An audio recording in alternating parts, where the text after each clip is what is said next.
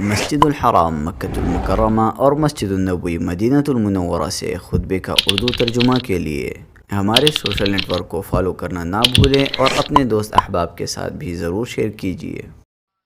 تمام تعریفیں اس اللہ کے لیے ہیں جس کے لیے آسمان و زمین کی حکومتیں ہیں، اسی کے لیے آخرت تعریفیں، اور وہی حکیم خبیر ہے۔ اور میں گواہی دیتا ہوں کہ اللہ وحدہ لا شریک کے علاوہ کوئی سچا معبود نہیں، جو بڑا مہربان بخشنے والا ہے۔ اور میں گواہی دیتا ہوں کہ بے شک ہمارے سردار و نبی محمد صلی اللہ علیہ وآلہ وسلم اس کے بندے اور سراج منیر ہے۔ اے اللہ، آپ پر اور آپ کی آل اصحاب اور آپ کے تمام صحابہ جو تجارت دائمی سے کامیاب ہوئے۔ حمد و ثنا کے بعد اے مسلمانوں، میں اپنے آپ کو اور تمہیں اللہ کے تقوی اللہ جل جلالہ کے تقوی کی وصیت کرتا ہوں، اور یہی وصیت ہے اللہ کی پہلے اور آخروں کو، اور بلا شبہ ہم نے مومنوں کو اور اہل تقوی کو وصیت کا حکم دیا۔ اے اللہ کے بندو، دنیا کی زندگی سدا ایک جیسی نہیں رہتی، بلکہ کئی اسباب اور مختلف صورتوں کی وجہ سے انسان غم و پریشانی اور دکھ و بے سکون کے مختلف حالات و ادوار سے گزرتا ہے۔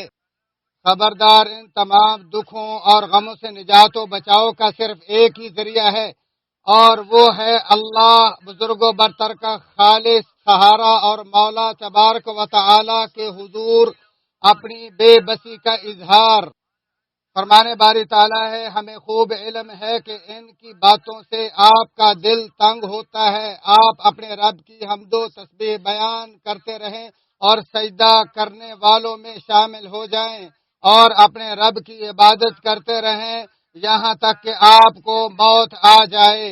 کیونکہ اللہ تعالیٰ کی اطاعت و فرما برداری ہی فرحت و سرور اور اس کا تقوی بشاشت و درخشندگی کا باعث ہے۔ لہذا تم اپنے رب کی اطاعت پر ڈٹ جاؤ، وہی تمہیں ہر تنگی سے فراخی اور ہر غم سے نجات دے گا۔ فرمانے باری تعالیٰ ہے، اور جو اللہ سے ڈرے گا وہ اس کے لیے نکلنے کا کوئی راستہ بنا دے گا، اور اسے رزق ایسی جگہ سے دے گا جہاں سے اسے وہم و گمان بھی نہ ہو۔ اور فرمایا، یقیناً نیک لوگ بڑی نعمتوں میں ہوں گے، اور دنیا میں دل کی خوشگواری و سرور بھی اسی میں شامل ہے۔ اے اللہ کے بندے، جب تمہارے گرد پریشانیوں کا گھیرا تنگ ہو جائے اور تم دکھوں کی بدبختی میں گھر جاؤ، اور تم اپنے رب کی کتاب کی تلاوت و تدبر اور اس کے قبول و عمل پر ڈٹ جاؤ، کیونکہ یہی دلوں کا نور اور تمام مصائب کا علاج ہے۔ اللہ بزرگ و برتر نے فرمایا، اے لوگو، تمہارے پاس تمہارے رب کی طرف سے ایک ایسی چیز آئی ہے جو نصیحت اور دلوں کے روگ کی شفا ہے، اور جو مومنوں کے لیے سراسر ہدایت و رحمت ہے۔ اور دوسری جگہ فرمایا، آپ کہہ دیجئے کہ یہ مومنوں کے لیے ہدایت و شفا ہے۔ بس جس کا دل اپنے رب کے کلام کے ساتھ جڑ گیا اور اس کے دل میں اس کی روشنیاں اجاگر ہو گئیں، تو سمجھ لو کہ اس کے سب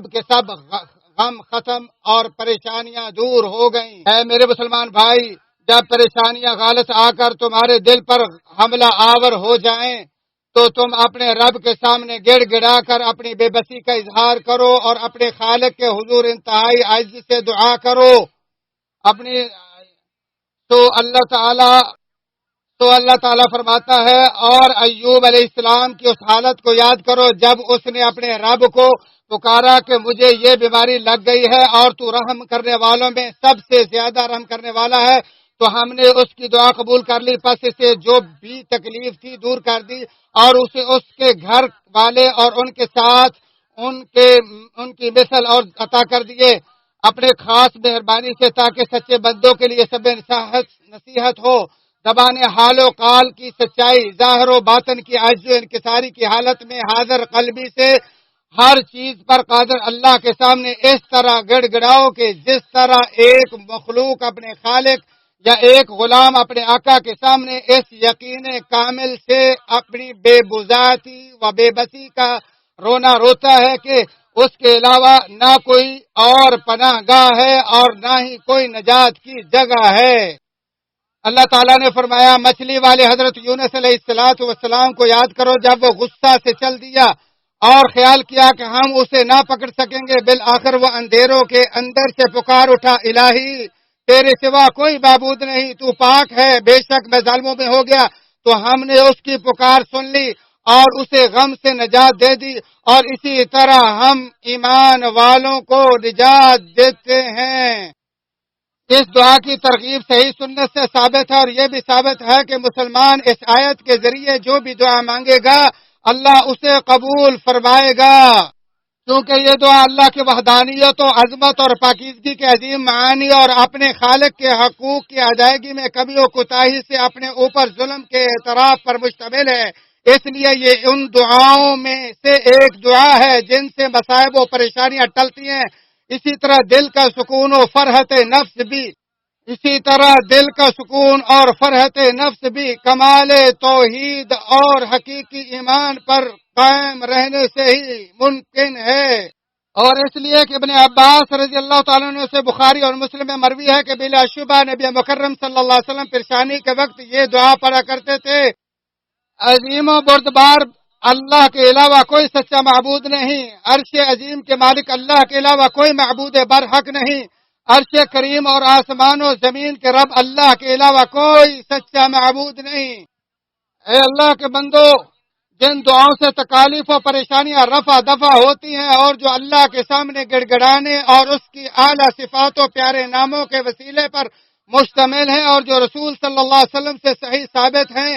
ان میں سے ایک دعا یہ بھی ہے،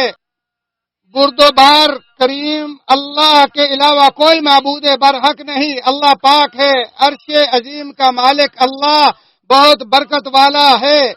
اور تمام جہانوں کے رب اللہ کے لیے تمام تعریفیں ہیں۔ آپ علیہ السلام سے صحیح ثابت ہے کہ انہوں نے فرمایا اگر کسی ایک کو کبھی کوئی پریشانی یا غم لاحق ہو اور وہ یہ دعا پڑھے، اے اللہ میں تیرا بندہ اور تیرے بندے اور تیری بندی کا بیٹا ہوں،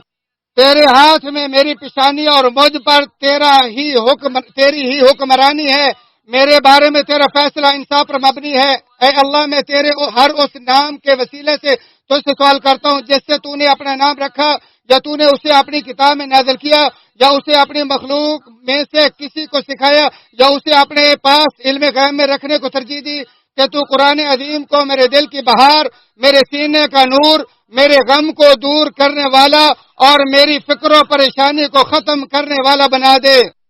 تو اللہ تعالیٰ اس شخص کے غم و پریشانی کو ختم کر کے اسے خوشیوں میں بدل دیتا ہے، جیسا کہ نص حدیث میں وارد ہے کہ آپ سے پوچھا گیا ہے اللہ کے رسول صلی اللہ علیہ وسلم کیا ہم اسے یاد ہی نہ کر لیں؟ تو آپ صلی اللہ علیہ وسلم نے اس کے سیکھنے کا حکم دیتے ہوئے فرمایا جس نے یہ وظیفہ سنا ہے اسے یہ یاد کر لینا چاہیے۔ غم و پریشانیوں سے حفاظت کی دعاؤں میں سے یہ دعا بھی ہے کہ اے مسلمان بھائی، غم و پریشانیوں سے حفاظت کی دعاؤں میں سے یہ دعا بھی ہے کہ، اور ان میں واقع ہونے سے پہلے جو آپ صلی اللہ علیہ وسلم سے صحیح ثابت ہے، آپ صلی اللہ علیہ وسلم نے فرمایا اے اللہ میں تجھ سے پناہ مانگتا ہوں غم، رنج، بے بسی، سستی، بخل و بزدلی، قرض کے بوجھ اور لوگوں کے قہر سے، اور ان دعاؤں اور یہ تمام امور اسباب ازالت الہم ہیں، اور چاہیے مومن بار بار یہ پڑھے اے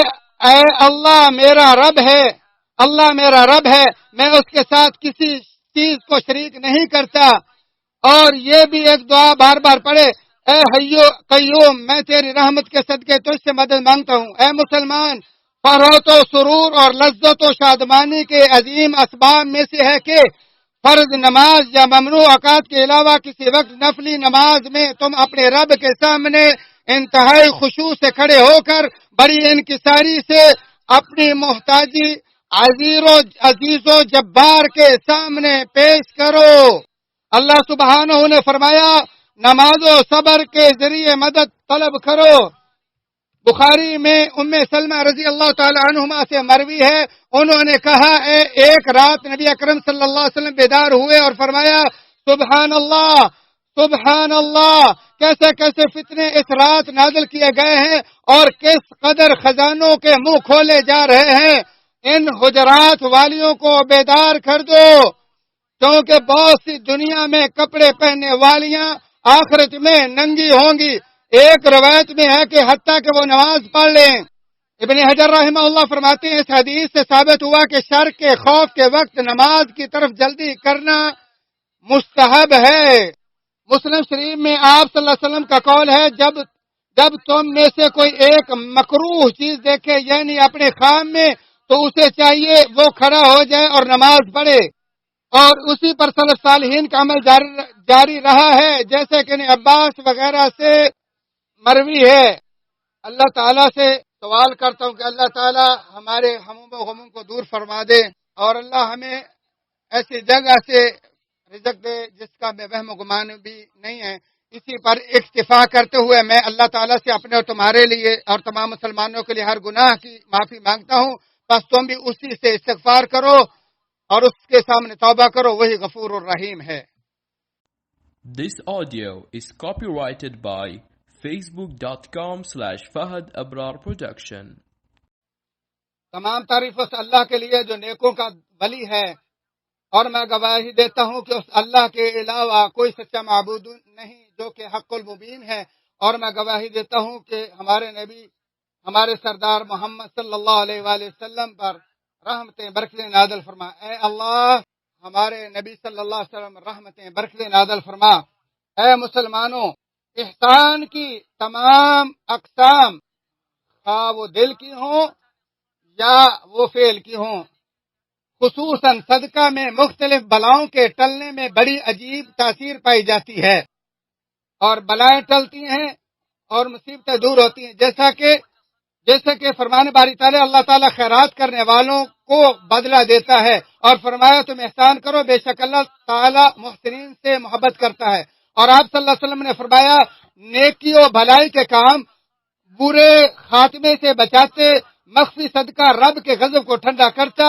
اور صلہ رحمی سے عمر میں اضافہ ہوتا ہے۔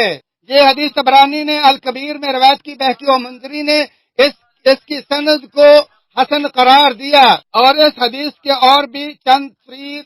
وہ شواہد ہیں۔ برادران اسلام، اللہ کے بندو، سعادت تو تم اللہ تعالیٰ کی اطاعت پر عمل صالح کے ذریعے ڈٹ جاؤ، نیکیوں کی طرف جلدی کرنے میں اور فرائض و واجبات پر قائم رہنے سے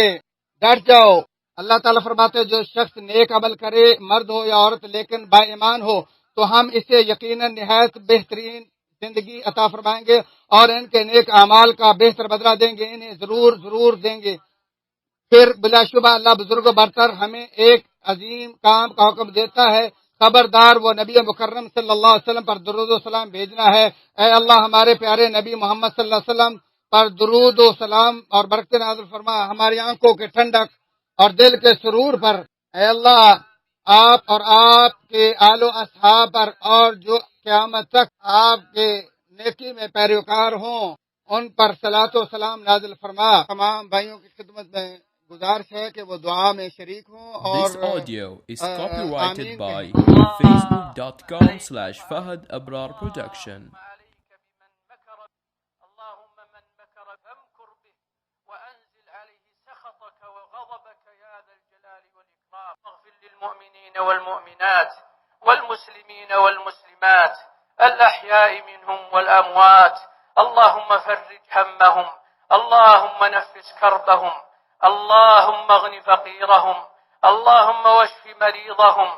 اللهم واهد ضالهم، اللهم ول عليهم خيارهم، اللهم ول عليهم خيارهم واكفهم شرارهم وفجارهم يا ذا الجلال والإكرام. اللهم وفق ولي أمرنا ونائبه لما تحبه وترضاه. اللهم آتنا في الدنيا حسنة وفي الآخرة حسنة. اللهم ارزقنا في هذه الحياة حياة طيبة، اللهم ارزقنا فيها حياة نغنم بها برضاك، نغنم فيها برضاك يا ذا الجلال والإكرام. اللهم ارضنا وارض عنا، اللهم ارضنا وارض عنا، اللهم ارضنا وارض عنا يا حي يا قيوم. اللهم لا تجعل للحاضرين ولمن سمعنا هما إلا فرجته، ولا كربا إلا نفسته، ولا ضيقا ولا أسيرا إلا يسرته. يا حي يا قيوم يا ذا الجلال والإكرام. عباد الله، اذكروا الله ذكرا كثيرا وسبحوه بكرة وأصيلا. وآخر دعوانا أن الحمد لله رب العالمين.